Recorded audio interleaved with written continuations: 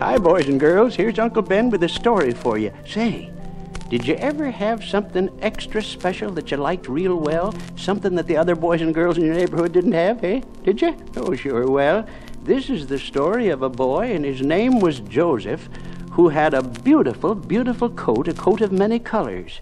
It was a present from his father, who loved him more than any of the other children of the family, and that's why it meant so much to him, of course. It reminded him of his father's love. But it made his brothers jealous and very angry, and they became even angrier when Joseph told them his dreams, because in his dreams his brothers and even his parents were made to bow down to him. So his wicked, jealous brothers plotted to kill him. And one day, while they were tending their sheep, they saw Joseph coming toward them, and one of them said, "Look, there comes that dreamer. Now's our chance to get rid of him. Yeah, let's throw him into a pit. Sure, and say a wild beast killed him. We'll see what'll become of his dreams. Isn't that right, Reuben?" "Wait, my brothers. Let's not kill him."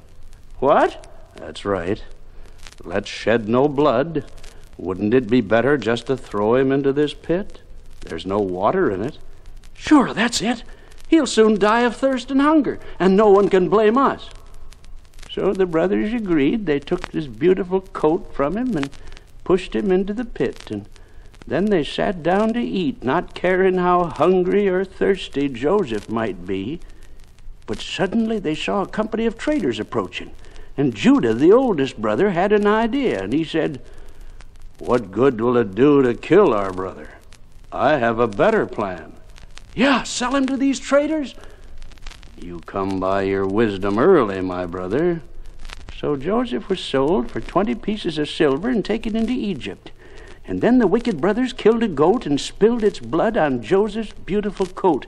You know why they did it, don't you? Yeah, that's right. To make their father believe that Joseph had been killed by a wild beast. Of course, when Jacob saw the coat, he was very sad and he wept. He was sure his favorite son was dead. How could he know that Joseph had been sold to Potiphar, the captain of Pharaoh's guard, and that he was still alive in Egypt? Now Joseph was a boy who believed that God can never make a mistake. He was certain that all these things had been allowed to happen to him for some good reason. But it took many long years for him to find out what that reason was.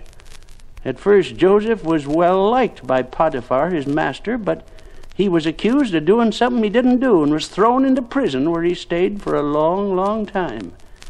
But one day he was called out of prison to interpret a dream that Pharaoh had. God showed Joseph the meaning of the dream, and Joseph told it to Pharaoh, and Pharaoh was so glad that he made Joseph a ruler in the land, next highest to himself. That's how God rewarded Joseph for his faithfulness and trust. Before long, a famine came into the land of Canaan, and Joseph's brothers came to Egypt to get food. And who do you suppose gave it to him? Joseph, of course. But the brothers didn't know it was Joseph until he surprised them by saying, "I am Joseph. Is my father still alive? Come near. I am Joseph, whom you sold into Egypt." Yes.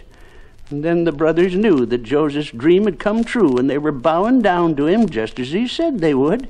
They were afraid and expected to be punished, but Joseph forgave them. Yes, yes.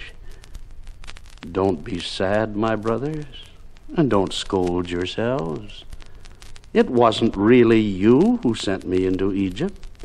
It was God. It was His way of keeping us from starving.